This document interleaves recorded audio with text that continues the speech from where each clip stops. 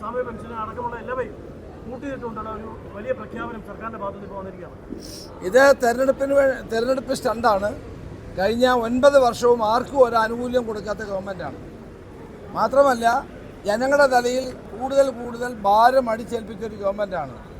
കൂടുതൽ നികുതികൾ അടിച്ചേൽപ്പിച്ചൊരു ഗവൺമെൻറ്റാണ്. ഇപ്പോൾ ഇത് കൊടുക്കുന്നത് എന്താണെന്ന് എല്ലാവർക്കും അറിയാം. പഞ്ചായത്ത് ഇലക്ഷൻ വരുന്നു. 4-ാം തീയതി പഞ്ചായത്ത് ഇലക്ഷൻ പ്രഖ്യാപിക്കാൻ പോവുകയാണ്. അത് കഴിഞ്ഞ് അസംബ്ലി ഇലക്ഷൻ വരാൻ പോവുകയാണ്. അതുകൊണ്ട് തന്നെയല്ല ഇത് കൊടുക്കേണ്ട ഉത്തരവാദിത്തം ഇനി അടുത്ത ഗവൺമെൻറ്റിൻ്റെ തലയിലാണ്. തങ്ങൾക്ക് കൊടുക്കേണ്ടി വരില്ലെന്ന് അവർക്ക് ഉറപ്പാണ്. അവർക്ക് കൊടുക്കേണ്ടി വരില്ലെന്ന് ഉറപ്പായതുകൊണ്ട് അടുത്ത വരുന്ന ഗവൺമെൻറ്റിൻ്റെ തലയിലേക്ക് ഇത് കെട്ടിവെക്കുകയാണ്. അപ്പോൾ ഇതൊരു ഒരു തട്ടിപ്പാണ്. ഈ തട്ടിപ്പാണ്. അങ്ങനെ അല്ലായിരുന്നെങ്കിൽ ഇത് കഴിഞ്ഞ ബഡ്ജറ്റിൽ പ്രഖ്യാപിക്കായിരുന്നു. എന്താണ് ബഡ്ജറ്റിൽ പ്രഖ്യാപിക്കായിരുന്നത്? ബഡ്ജറ്റിൽ തലയിൽ ആളുകളുടെ തലയിൽ നികുതി അടിച്ചേൽപ്പിക്കുകയായിരുന്നു. ഇപ്പം ഇത് തെരഞ്ഞെടുപ്പിനെ കണ്ടുകൊണ്ടുള്ള ഒരു പ്രഹസനമാണ്. ഇത് വലിയ ഗൗരവത്തിലോട് ജനങ്ങൾ എടുക്കില്ല. ആശാ വർക്കർമാരോട് ഇത്രയൊരു ക്രൂരത വേണ്ടായിരുന്നു. അവർ കുറേ കൂടി ആനുകൂല്യം പ്രഖ്യാപിക്കുകയെങ്കിലും ചെയ്യാമായിരുന്നു. അപ്പോൾ അതുകൊണ്ട് ഇത് തെരഞ്ഞെടുപ്പിന് വേണ്ടിയിട്ടുള്ള ഒരു സ്റ്റണ്ടാണെന്ന് എല്ലാവർക്കും ബോധ്യപ്പെടും. ഇത് കൊടുക്കാനുള്ള ബാധ്യത തങ്ങൾക്ക് ഉണ്ടാകില്ല എന്ന് ഉറപ്പുള്ളത് കൊണ്ടാണ് ഇത്രയും വലിയ പ്രഖ്യാപനം നടത്തിയത്.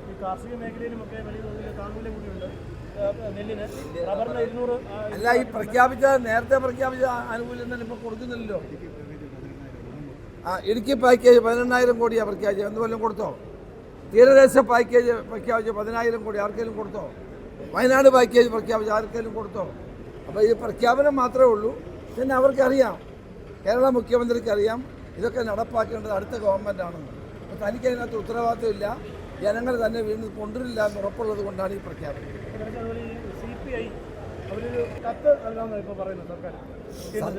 ഒരു കാര്യം മനസ്സിലാക്കണം, ഇത് BJPയും CPM-ഉം തമ്മിലുള്ള അന്തർധാരയാണ്.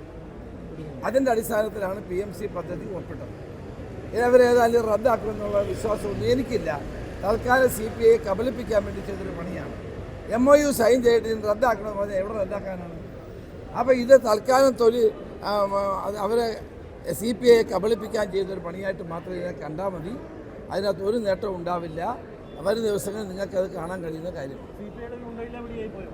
അത് ബോധ്യപ്പെടും എല്ലാവർക്കും. MOU സൈൻ ചെയ്തിട്ട് ഇനി റദ്ദാക്കണമെന്ന് ആവശ്യപ്പെട്ടാൽ ആര് റദ്ദാക്കാനാണ്? അതെല്ലാം നന്നായിട്ട് അറിയാവുന്നവർ തന്നെയാണ്. ഇപ്പോൾ ഈ കത്ത് കൊടുക്കാമെന്നൊക്കെ പറയുന്നു. കത്തുകൊണ്ടൊന്നും ഒരു പ്രയോജനം ഉണ്ടാവില്ല. ഇത് താൽക്കാലികമായി അവരെ കബളിപ്പിക്കുകയാണ്.